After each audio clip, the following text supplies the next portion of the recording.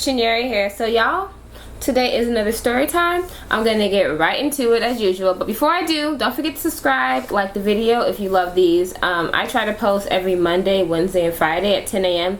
Today I'm getting to it a bit late. I did record it yesterday, but I really didn't like the footage. It was really fuzzy and it was getting nighttime, so yeah, I just re-recorded the same exact video today, so sorry about that. It's a little late, but I'm starting to get used to being on schedule. Okay y'all, so this is about how I got scammed out of $30,000+, but I could have ended up paying like 60 grand, but I got out of it. And I need you guys to keep in mind that a scam is not always illegal. There are a lot of legal scams that are running, especially in the goddamn US. I mean, a car dealership being one of the biggest. I mean, the government scams us. Those goddamn sneaky bras are fucking scamming us. I always get emails about them and I'm like, I don't know if that would fit me. I feel like that's for something else. I think you can't have lopsided titties like me. But whatever, anyway, that's besides the point, y'all.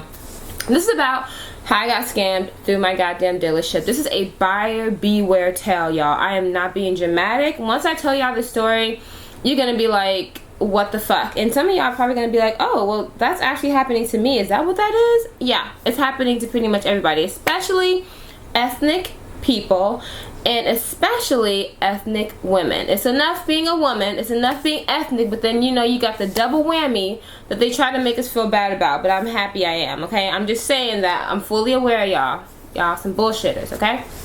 So where do I start, y'all? Basically, everybody that's been wondering about my car wreck, I'm gonna insert footage, I'm gonna insert, you know, screenshots, everything. So this is probably gonna be a long story time, but it's very rare that I have a short one. So anyway, let's get started. Alright guys, so this all began in 2013. Let's start there, okay? I bought my very first car at CarMax in Houston, Texas. You know, the one off of the Southwest Freeway? I bought that car. It was a 2010 Nissan Versa. I bought it for $12,000. It was only worth maybe about $7 or maybe like $9 grand when I bought it, but you know they have to up price it so that they can make their profit.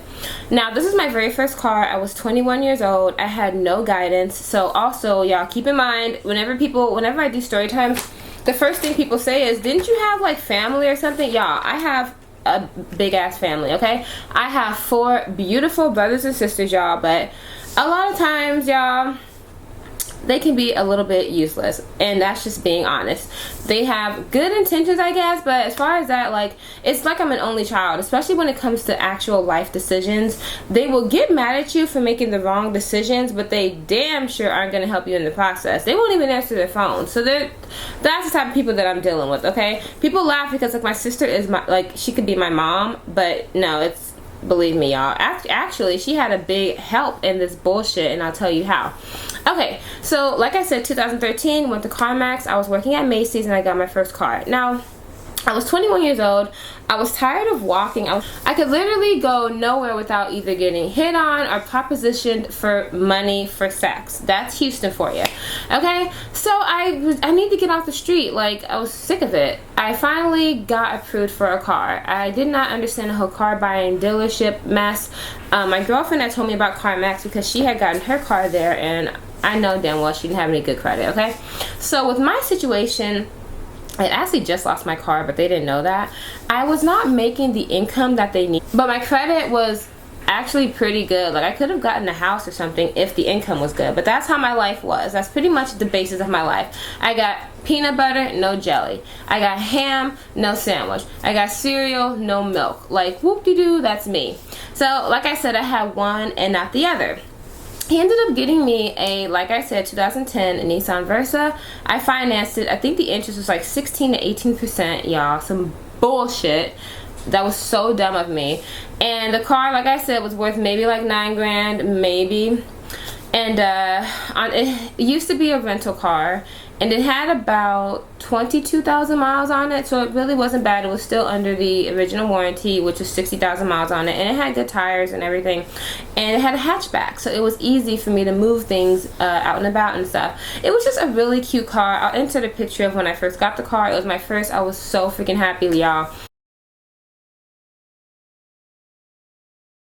I didn't even have my driver's license at the time. Like, they gave it to me with just purely based off of me just having an ID, okay? Immediately, like the next month, me and my girlfriend, we drove down to Austin, and we got my driver's license because the Houston wait was like 2 months, and I was really scared about riding around with no license. So we drove the 2.5, 3 hours to get to Austin, and literally within days, and I went and I got my my license. I don't know what's wrong with me. I'm like drawing a blank, okay?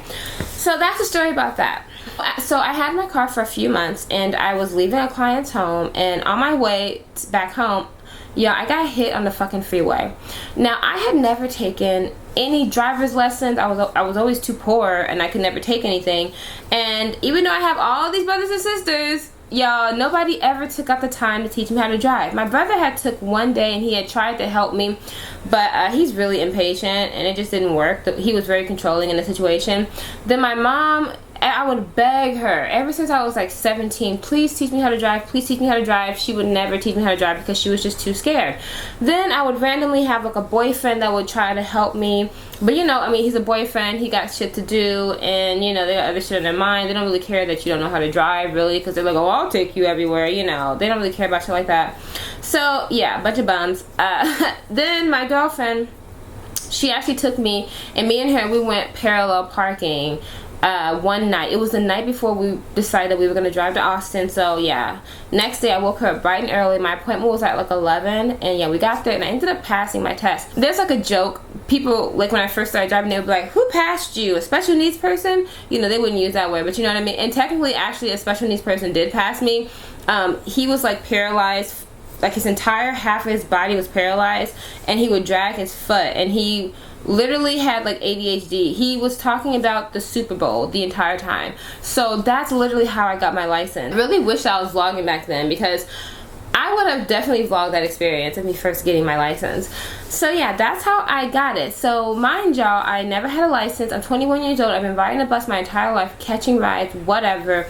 And I get my brand new car, and I'm literally like, you know, on the freeway trying to, at night I would try to drive for like an hour per night when it wasn't busy, but it would be dark. And then early in the morning there's a lot of traffic, so I really didn't have any, you know, whatever. So that's what happened with that car. I ended up hitting a van.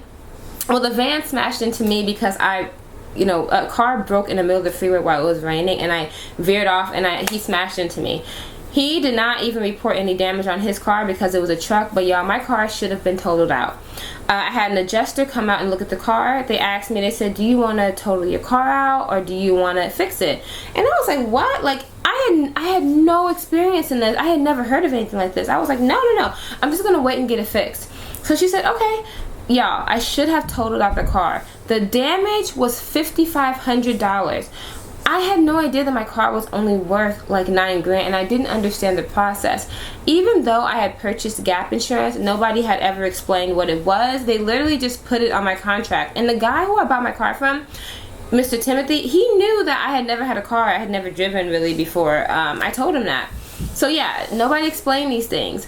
Also, my thing, it says that I had purchased an extended warranty for like $1,400. I did not know that I had bought that. I would never have bought that bullshit for that car. Like, I would not have done that, but whatever. I ended up getting some of the money back later on. So the actual accident happened in May, and then by August I ended up getting approved for an apartment in Austin. So I moved to Austin for the first time ever. I had a raggedy ass car. Basically half my car was beautiful, the other half was just clunkety clunk. Both windows were broken, the doors were smashed, and like it looked really, really bad, like a horror story. I bought a car cover and I put that on my car, and I just would drive it from A to B, but I would really try to get back home, and I would just keep it covered because I really didn't want to take that car anywhere. So my sister came over one day and she was like, Chinyere, you really need to go fix your car. That's what your insurance is for. Use it. Go fix it. Y'all, this was one of the biggest fucking mistakes of my life. Okay, let me tell y'all why. I hope the exposure isn't too crazy in this video. First of all, I had just moved into a brand new apartment. My rent was high, and I had lost my job. I couldn't do it. Anyway, I was not really handling my finances very well, so I should have totaled out the car so I could have had 2 less bills. My car note was $350 a month through Santander lender, and then my insurance was like $180 to $250 because it ended up going up after I fixed it. You see what I'm saying? So I had that bill, then I had my own bills at home and all the phone bills and electricity, blah blah. So that was that. So I ended up fixing the car, y'all, and it was great. I was back in business. So anyway, things started happening, and I ended up having to get an extension on the car because I was falling behind on my car notes. Like, I ended up having to get a 3-month deferment where I would just pay the interest on the car every month, but at least they extended my lease, which was, it was stupid. No wonder they had no problem doing it because that was such a stupid ass move. Whatever. I'm just laughing because it was just so stupid. Like, if I would have actually thought about it, like, I would have done that shit. Whatever. You live and you learn. Anyway, guys, so the next year, 2014, is basically the worst year of my life. I always reference this in my story times, and I really hate even talking about it, but all the issues that I still face with today, guys, a lot of them happened in fucking 2014. I got my heart fucking shattered into a million pieces, and then that just drug on for like a year. Then I ended up totaling out my car. I got into like a stupid fist fight, like just bullshit, y'all. Like, not having a place to stay. My home life was shaky. Like, it was just a horrible 15 months of my life. And yeah, so this is part of it. So I ended up one day, I was just bored. You know that saying where they say idle mind is the devil's playground? This guy had ended up texting me, who I used to, like, he was a car dealer, and back when I was really actually looking for a car, he ended up moving to Austin. He asked me, hey, if you're looking for a car or something. I don't know how he caught up with me, whatever. He was working at the Hyundai, the South Point Hyundai in Austin, so he said, you should come down. And I said, no, listen, I already know I'm not going to get approved. I've actually been behind on these car payments. I'm just not making enough money. My credit's not that great. Like, everything is happening to me right now. He's like, no. He says, just come in, look. We can see the trade-in value. I was like, no. I just got this car fixed. It's really not worth it. He said, let's just see. Yeah, I ended up driving down there, and I test drove a Hyundai Elantra. Basically, what I was trying to do was keep it under $20,000. And whatever the value, they were going to put that on top of there. So we ended up doing the process, blah, blah, blah. He ends up getting me approved for a Hyundai Elantra, and it was a really beautiful white car. I mean, it was gorgeous. And it wasn't really what I wanted, but I could really learn to like the car. I could especially like the car now because it was just so cute. That may be my next car, y'all. We'll see. But I'm actually traumatized right now, so I'm not going to buy a car for a while. But yeah. So yeah, I wasn't actually sold on the actual car. He told me that they could give me $6,000 back, which was the most anybody had ever offered for my car trade-in, because the car just, it didn't show well. It had a front bumper that was just messed up, everything. So I was like, well, you know, I'll think about it. He told me I would need $1,200 down, just like my first car, and that they would take that car off of me and I would have a brand new car, and that like $7,000 I think would roll over into the next car. That wasn't really all that great of a deal, but I didn't really understand numbers back then. And guys, on top of this, I suffered from extreme anxiety back then, and I didn't even know that what I was dealing with was anxiety. I just thought I was really bad at making decisions, which I kind of was, but it was because of that. Now, gal, I can make any decision and I actually think about it. Also, like, I would feel very guilty, like, if I was a people pleaser because of the anxiety. Y'all, I'm not like that now. Fuck y'all. Like, if I felt like I was making somebody impatient, I would just make any decision, even if it didn't make me happy. Like, let's say we were at a restaurant. I would feel like I was taking too long, which I was, because I would get nervous over everything, and I would just end up ordering some bullshit, like frog legs. You know, it's just something I don't even want it, but okay, let me just get her out of here because everybody else is ordering and I need to do it now. You know, that was me back then. So as anything, I would make just bad, very bad, rash decisions. So I told him, look, I need time. I'm feeling like I'm being pressured right now and I really need time. He says, cool. Just think about it. The offer's still on the table. We have 2 of these white Elantras left. So just take your time. He said, so take your time, come back within a couple days. So I said, sure. Now, because the bug had already been planted in my ear that I could do better as far as cars go, I was like, why the fuck would I buy a Hyundai, like a Hyundai or whatever? let me go look over here. So there was a car dealership in walking distance. The Dodge, Niles, Jeep, whatever, Wrangler on 620 dealership. Now Maxwell, yeah. And I went over there, and one day I'm just looking through the glass because I was thinking to myself, like, maybe I could get my dream car, the Jeep. The Jeep is what I always wanted, guys. The Jeep Wrangler or Sahara or Unlimited or whatever. I fucking love those cars. I wanted the hardtop, 4-door. It had space. It just looked like a fun girl car. I always wanted an all white one or an all black one. Like, it's not even really like my dream car anymore, but I wouldn't mind having one, you know. I mean, I could get it now, but I'm not gonna get anything, guys, believe me. So, well, for a while. Anyway, I walk in, I'm just looking through the window. I was like, man, it would really make my day to maybe like just test drive one and just leave. This guy, Mr. B, comes out. He's like, hey, you know, do you want to test drive this car? And I was like, yes, I've always wanted a Jeep. I would just like to see what it's like. So I go in there, I test drive the Jeep, and I'm just loving it. And then I tell him about my financial situation. He's like, oh yeah, you know. And I told him, look, I'm just looking, I know I can't get this car, like I have another car. I told him about the interest on the car and how I later found out that I'm like over this day that I bought it. I was already, you know, over the value or whatever.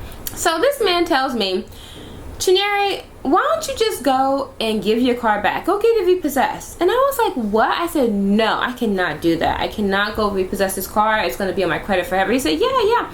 But at least you can get the car that you want, and that car is not worth it. He went and they evaluated my car. I already knew this, and I told him, I said, look, I know my car isn't worth it. Y'all cannot convince me that it is.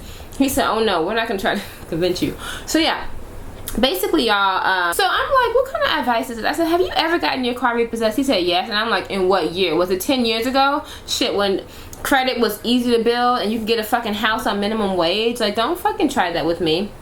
He's like, yes. He says, but it took 7 years to fall off, and I ended up getting a car that I wanted within a month. Now, y'all, at this point, I had already kind of gotten up on game. I knew that it would take 30 days for it to fall, for my car to fall off of my credit. I mean, you know, for it to show up as repossessed and me not having another loan. But it's going to take that long, and it's still showing up that I have a loan in the process of me buying a car. So not only am I going to get a bad deal, then probably not even going to give me the car because I see I have another one. And then on top of that, I am not trying to have a fucking repossession. It just sounds stupid. Anyway, he couldn't convince me of that. So he then tells me, listen, what if we could get you into an SUV? And I was like, what kind? He said, we can get you into like a Jeep, the new Jeep Cherokee. Now, I saw the Jeep Cherokee and I thought it was kind of cute, but it really brought back bad memories. My dad had a black Jeep Cherokee. It was like a 1999 one that we used to drive around all the time in the summer. It didn't have air conditioning, and it just, whatever, but I just hated it. Anything that my dad had, I just don't want it, okay? Which is so crazy because I probably should have gotten that car, because that car was definitely worth it versus this fucking car I ended up getting. So I told him, no, I don't want that car. I want more of an SUV. I don't like Jeeps. All of a sudden, I'm just not a Jeep person. I didn't want that one. So I told him that, and so he said, you know what, listen, how about this? You cannot get a Jeep right now because Jeeps don't have MSRP. You know that money that they give you back? They don't have cash back. Now, we can get you approved for this car, but we're just going to get you approved for the price range. We'll try it out for this car. If you don't want it, you don't have to get it, but we'll just try to get you in so that we can get you into a different car. And what we're going to do is the cash back that you get, we're going to add it onto your initial down payment, and we're going to make it look like you have like $7,000 down, when in reality you don't, so that you can get into a bigger range of cars. So I thought to myself, okay, that's cool. Nobody had ever really even explained it to me like that. Everybody would just say, like, get this car. They wouldn't tell you. I initially wanted a used car, but he said no, they don't have cash back on used cars. You have to get a new one. So I was like, okay, fine. So he told me I should test drive a Dodge Charger. I told him I am not a Dodge Charger type of chick, okay? It has no room. I don't like the way it looks. It looks like a drug dealer car. The police drive this car. I don't fucking want this car, okay? He was like, no, we're just going to try to get you approved, and you never know. I mean, this is a beautiful car. You may like it. I test drove it. It test drove great, and it got really amazing mileage, but I did not want that car. I said, I'm leaving. He said, wait, don't leave. At this point, we sit down, we're talking numbers and everything, and I ended up getting approved for a car. They told me that they didn't even want my trade-in, y'all, because he had told the manager that I was willing to repossess my car. So that was the plan. They were going to get me in this car. I was going to repossess it, everything or whatever. I was like, damn, y'all don't even want my trade-in? Okay, whatever. So I kind of just sat on the idea of it, but actually what ended up happening, guys, I ended up getting the wrong car, okay? Last minute, he ends up pulling up this really cute 2000. It was a car that had just been sitting on the lot. It came out in 2013, but it was a 2013 car, but it's 2012. Apparently, it was like a Jeep, like Liberty. It was an older model, but it had just never sold off the lot, and it was actually pretty cute. I thought it was great. The manager had been driving it, so they were going to give me a manager special on it, and it had like 600 miles on it. But once again, I was getting the manager special, and I was just like, wow, this car is fucking gorgeous. I'll take it. He ends up getting me approved for that one. It had some MSRP cash back, and that's the car that I went for. So when we went to go sign the papers, you know how, like, when you're doing the dealership deal, it's like, oh, here's the blah blah blah, you know, do you accept these, like, would you, you know, it was like a pre-approval. I got a pre-approved for the Dodge Charger because that was the easiest one to get me into the lender. But then last minute when they pulled up with this car, I was like, oh shit, you know, I'll take this. So that was the car that I told him that I wanted. I was completely fine with it, blah blah. He tells me I'm gonna need $2,500 down for the car. I told him I can get it to him in a week. Okay, we agreed on that. I told him I did not have that right now. So then when it comes down to it, he switches it up, and it's like I'm signing papers for a Dodge Charger. And I was very confused. Guys, I don't even know how this all happened. This was like 3 years ago, but basically I ended up getting the Dodge Charger. I did not fucking want that car. He saw, I was like, my heart sunk. Like, I was about to cry. I started telling the manager, I said, this is not the car I want. We still have time to change it. He said, sorry, you've already gotten approved by the lender for this car. And I was like, no. He told me that he just was going to get me approved through this one. And I've seen it done before with my girlfriends. Like, they would just get them pre-approved for a certain specific car in that range, and they would switch it over. So I've seen it done before. I was like, I don't want this car. He said, sorry, you know, you've already signed it. Here's your keys. You got to take the car off the lot. We can't keep it here. Mr. B is like, you know, he's like a, he has an accent. I think he's from like Syria or something. He's like, you got to take your car. You got to take your car. Yeah, I drove off that lot, and I was devastated. I literally was fucking devastated. He filled up my tank and drove me home. The car, first of all, he told me that the car was, I bought it for $19,000 and some change. After I looked at everything, I purchased it for like $24,000 something. Now I know there's like the titles, there's the taxes. I bought the $600 gap insurance and all that, but it was like a lot of money, a lot. And my car payments were $515 a month. The interest was 15%, which is better than my old 18%, but still. And then it was 6 years, $2,500 down. If y'all do the fucking math, is that right? Is that right? I'm gonna show you guys the graph.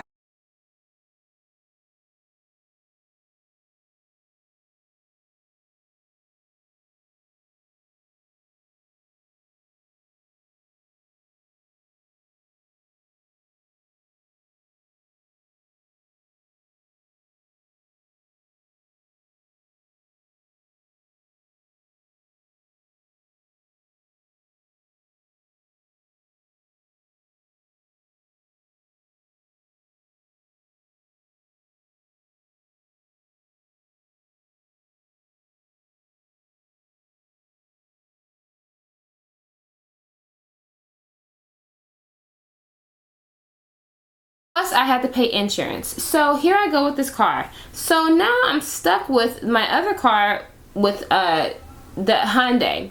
Now, because I had gotten my first car from CarMax, I wasn't really sweating it too much because I thought, oh, I have 3 days I can return this car. At CarMax, they give you, at that time, they give you 3 days to return your car. And now I think it's like they give you a week. But yeah, so I thought that every dealership was like that. I thought it was just like a Texas law. No, y'all, it is not a fucking Texas law. I'm thinking, don't worry about it. You can return it after a couple days. Say you don't like it. I go back, I buy the Hyundai because Hyundai offered me money for my car. I wouldn't be getting it repossessed. And then I take my Hyundai, I drive it home, and then I drive the Charger back to the dealership and I tell them, hey, you can have it. I don't want it. I'm ready to do the process. He tells me, what are you talking about? I'm like, the return process, I have 3 days, right? And he says, no. I said, at CarMax. He said, CarMax is a different company. Like, we're not CarMax. This is Niles Maxwell, and it's not, there's no Texas law. That's just their thing. And then you have to pay like an $800 return fee or something, which I wouldn't. I have mind paying, okay? I couldn't believe it. I was like, what? Are you sure? He said, yeah. Yeah. So, basically, guys, I had 2 cars that at the time of purchase were worth like $50,000, which at the end of it would have been, I would have paid like $98,000, and I am 22 years old at the time. Y'all, I was once again fucking devastated. I didn't even know how it was legal, and it was through the same lender, which is crazy. You would think they would look at their papers and see that I could not get another car because they had already approved me for 1 car, right? No. Y'all, one night, so at this point I'm one of those people, if I have a responsibility, I take care of it. I either handle it or I take care of it. Either way, it's getting handled. So I'm like, okay, I need to get to work. I gotta get some extra work. I ended up applying for a bunch of jobs. I'm stuck with 2 fucking car notes. I tried to get my brother to take on one of the car notes. The insurance would have been way too high for him. Then, because he didn't have a license either. Then I tried to, so I ended up just having to go out of town to Houston, and I had booked a bunch of clients like for a month through. I went and I had booked like 4 clients that weekend, so I would have made like $800. Then I was going to stay at a friend's all week. Then the next weekend I would go back. Sorry, y'all, they're doing construction over there. Anyway, the next week I would go back and I would try to make my money. So that's what I did. One day I head out to Houston in the Elantra. I still had a full tank of gas from the dealership handed it off to me.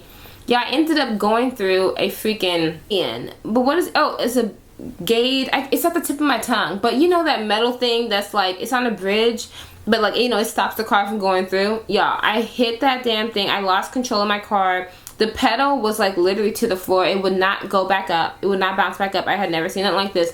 And literally, I just had to let go and just watch myself literally plummet into that thing.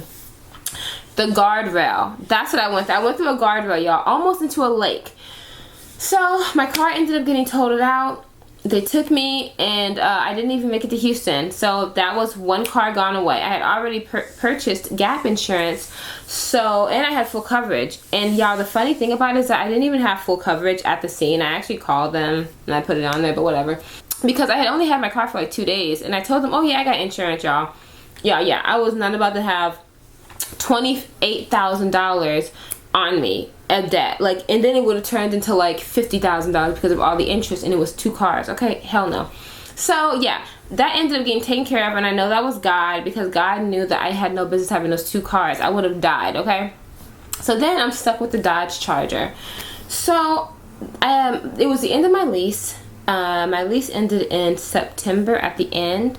I had bought my car in like August, so I was really enjoying that car, but I didn't have a place to stay. At this point, because I had spent $4,000 on 2 down payments, I had used all my student loans, all my money. They hounded me because it took me almost 2 weeks to get the money. I went to freaking Speedy Cash, and I had to get out a payday loan, which those are hell, and I knew I couldn't pay them back. I literally just paid them back recently, like last month with my study money. I knew I couldn't pay them back, but I still got it out because I was like, I can't do this, and I don't want this car to get repossessed from me. They hounded me. They called me like 8 times a day. And I would go there and I would drop off like $400, $500. I would tell them I'm gonna get the money, but I told you initially I didn't fucking have it, and I don't even fucking want this car. Anyway, y'all, that's what ended up happening with that. So I've had my car basically 3 years. I bought it in August of 2014. I ended up wrecking it in July of 2017 this year. But I won't be done with the entire process until the end of this month. So basically, I had the car for almost 3 years. Now, guys, do the math. I put $2,500 down on that Dodge Charger. I think I put like $1,700 down. It was either 12 or 17, I don't know, on the Hyundai Elantra. So all that money went to that. Then my car note was $515 a month. Insurance was $250 to $380 a month, over a span of 3 years. So just picture that. I had a total loss, then I had a wreck, so my insurance was going up, and basically I ended up paying like $32,000 in insurance and car payments over the last 3 years. I have oil changes, not even to mention those. Detailing of the car that I would do every like 6 months. I would do car detailing. Then obviously the gas. I have to keep up the tags, the titles, and everything. You know, update it, my registration. You know, the inspections, just everything. And I was driving all over Texas so that I could fucking pay my bills to some cheap ass people who fucking, anyway, they'll pay like $300 for fucking sewing, but some box braids that actually take the time, they'll fucking like, you know, cheat you down in the money or whatever. I even had to pick up extra jobs that I did not fucking want to make the bills every single month for this damn thing. I mean, I was literally like I was just caught in a rat race. I am not the type of person that lives for material things like that. I would never work myself to the bones for a fucking car. I'm not gonna do that. Now a house, yes, because you can like get the return value back on that, but I'm not gonna do all that bullshit for no damn car, especially not a car that I did not want. So I calculated everything. In the end, I would have ended up paying like $42,000 for a $19,000 car. I could have gotten my dream car. I could have bought an Audi or fucking Mercedes, and a nice one at that, you know what I'm saying, for fucking $40,000-$50,000, you know. And on top of that, like, just everything I had to go through with that damn car, you know. So it's like, whatever.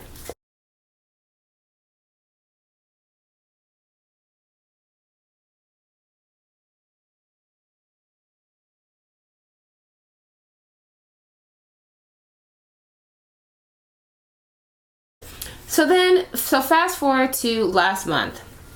I was driving, I was visiting my mom in the country, and Hurricane Cindy ended up hitting the southeast coast side of Texas. So, you know, my mom lives in Louisiana, like Lake Charles area, and everybody who lives there knows that it's known for its swamps, and there's a lot of water. Like, it's so much swampy land and everything. And so, yeah, I was visiting, and the hit. So I was on my way back home one night, because I was like, I'm sick of being here in the goddamn country. I miss Wi-Fi. I hate that my cable keeps going out because they only offer freaking satellite out here. And it's been raining. Like, I need things. So I was like, I need to go back home. I need to work, get back to YouTube and all that. Y'all, I ended up getting on the road and I got stuck in the mud because I went through an underpass. I got stuck in the mud. Some guy came by and helped me out of it. Then I'm like, okay, I've got to get back on the road. I'm determined. I ended up turning around. I ended up going back to my mom's house because it was just raining so hard. Like, you could barely even see the road. Like, there were some people that was on the road going like 80 miles per hour. There were some people on the road who were going like 40 miles per hour. I was not going to be going that fast. So I just got off of it. So I ended up getting on the road and my car started slipping. Like, the puddles in the road were causing it to like slip and slide or whatever. I had just gotten new back tires like a few months ago. Well, maybe like a year ago. I won't say that, yeah. And yeah, so I started slipping and sliding, and yeah, I ended up losing control, and I hit the cement wall on my car, and I hit the front of it, I hit the freaking side of it, and then I was like, fuck. So I'm thinking, how can I get out of this? I was so scared because of the way I hit. I was scared I was gonna go to jail. So I was like, how can I? My car ended up having a flat tire. It was boom boom. It was rocking back and forth, blah blah. I was like, oh fuck, I'm stuck. So I called the police. Within like 20 minutes, they had responded, taken my car away, and I was on my way back home. I called my mom to the wreck and everything. She didn't even make it there, y'all. Anyway, and then the tow driver ended up taking me back home. I was in Vidor, Texas at that point. Hey guys, oh my gosh, here's my car. It has been taken out. I hit the stupid thing on the freeway, and now I'm just waiting for the police to come. I think it's at the back of my car is okay, but yeah.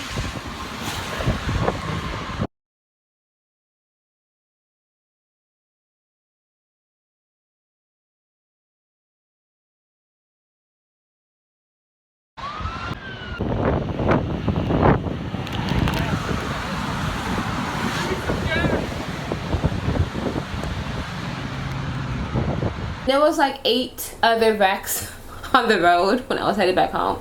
So yeah guys, I'm saying all of this to say that I feel like I was blessed with a second chance, and now I don't have a car and I am completely happy and fine with it. I do not want to be a fucking slave to a car. Like, and if I do get another one, I'm going to be smart about it, and I'm going to make an actual decision. Like, okay, this is the interest that I want. No fucking double digit interest. This is how much I'm willing to put down. This is how much I'm willing to pay. I'm going to look it up and see how much it's worth. I'm not fucking desperate. So I'm going to get what I want. And I'm probably going to wait till I'm 26. I'm 25 right now. So maybe like next year in March, I'll get me another car. Maybe for even this Christmas, I'll get me a car, you know? I'm not going to lie. My garage charges $7 a month to park. So I don't even really care to get a car, honestly. Anything looks better than paying $1,000 a month for a car. Like I said, the car note was $550, the insurance like $360, then there's gas and oil changes and all that stuff, and then the parking downstairs is $70. You see what I'm saying? Like, it's not even a nice car. It wasn't worth it, and I would never do that bullshit again. I know people who are driving Range Rovers and, like I said, Audis, and their notes are like $480. Some of them are paying like $550, and the car is actually worth it. You know what I'm saying? Like, don't fucking pay for a rinky-dink ass car where you can get you a nice car. Don't do that bullshit, you know? And on top of all of this, even if I was paying more for the car, I want it to be a car that I at least want. Let's say I do get an Audi and the interest is a bit high. At least I'm getting the fucking car I want. I'm gonna work for it. You know what I'm saying? I'm not gonna do that, but I'm just saying, if I do, at least I'll get that. You know? So anyway, guys, that's the story of my car. Lately, I have just been actually exploring Austin, the different ways of transportation. So far, I have spent only $32 on transportation this month. Lyft had a sale. I take Uber, I ride a bike, I've been losing weight, I've been walking everywhere. Like, I don't have to pick up stupid ass weird jobs just so I can maintain a savings and having to pay that note every month. I mean, I've actually seen what the fuck downtown Austin has to offer. Before, I was just driving and complaining about hobos and the smell. I mean, the smell is definitely still there, but yeah, I live downtown. Like, I live on a really popular street in a really, like, amazing area where there's shit going down every single day, and I'm over here slaving over a car that I don't even want. Like, that's just bullshit, and that's not how I am, even in the slightest. So yeah, guys, that was the story of my car. There will be more stories about things and why they are the way they are, but in the meantime, guys, make sure that you make the right decision. Don't get nervous. Like, don't be like me where your anxiety used to take over your life and you would make really bad decisions with friendships, relationships, like, just because you feel nervous and you feel pressure. Like, don't let that bullshit happen to you. Anyway, I love you guys so much. Thank you for watching my videos. If you like it, subscribe. Don't forget to comment and let me know what you think about all of this bullshit. Anyway, love you guys so much. Bye.